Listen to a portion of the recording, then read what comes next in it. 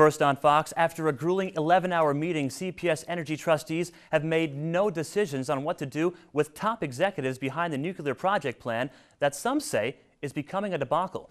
The deliberations by the board wrapped up around 1 this morning. Our Sylvia Rincon is live in the newsroom with the very latest. Sylvia? Her baby was killed nearly 3 years ago, but this morning a San Antonio mother is still begging for answers. Serenity Price was just a year old in December 2006 when investigators say she was severely beaten and died from head trauma. Nearly 8 months later, detectives arrested 26-year-old Lawrence Hill, the then boyfriend of Serenity's mother. Hill's first trial date was set for February 2008. Since then, it's been reset a total of 7 times. This mother says she's tired of waiting. Some answers, that's all I want. The DA's office says delays are more common in capital murder cases. Hill's trial is set for this coming April. Well, he broke into a business and drove away with a trailer. Now police need your help catching a thief. You can see the driver get out of the car and break the lock on the gate at Alamo City Soda Blasting on Topper Parkway. A few minutes later, the car drives out with a trailer attached. This happened back on November 1st. If you have any information, you are urged to call Crime Stoppers at 224-STOP. 2 top former Pentagon officials leading the military investigation into the Fort Hood shooting say they're not likely to talk to the suspect, Major Nidal Hassan, who's being treated right here at BAMC. Former Army Secretary Togo West points out this is not a military criminal investigation. Officials are trying to figure out what measures the military can take to prevent anything like this from happening again. Former Navy Secretary Vernon Clark is also leading the investigation into the shooting that left 13 people dead.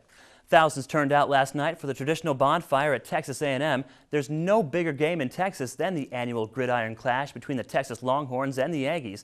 The game on Thanksgiving Day will mark the 116th meeting in the series. The bonfire is also a time of heartfelt remembrance. It was 10 years ago, just 8 days prior to the football game, when the bonfire collapsed, killing 12 Aggies working on the stack and injuring many more. The U.S. Public Interest Research Group released its annual Trouble in Toyland report. Consumer advocates are warning shoppers to look out for small parts, loud sounds, soft plastics, and lead contamination. The report says choking is the #1 cause of toy-related deaths and injuries. For a list of the dangerous toys, go to kabb.com and click on web links. You may still be planning your Thanksgiving menu, but soon after the table is cleared and the dishes are washed, millions of Americans will head out the door for another holiday tradition, Black Friday shopping. Nicole Collins is in Washington with the biggest pet peeves of bargain hunters and what retailers are doing to make the shopping season a more merry one. Hundreds of San Antonio families got a helping hand for the holiday from some very familiar faces. That's Roger Mason Jr. and DeJuan Blair of the San Antonio Spurs making the most of their off day. They helped hand out turkeys to 300 families at the Eastside Boys and Girls Clubs.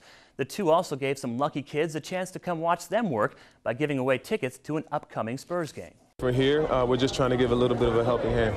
Mason says this is special for him because he started playing basketball at a Boys and Girls Club just like this one. Coming up, a man is arrested for leaving his 5-year-old son in his truck to go into a strip club. How authorities were tipped off about the situation. And a big-name rock star helps Cowboys owner Jerry Jones ring in the holiday season and raise money for a good cause. How you can help them reach their goal just by picking up your phone.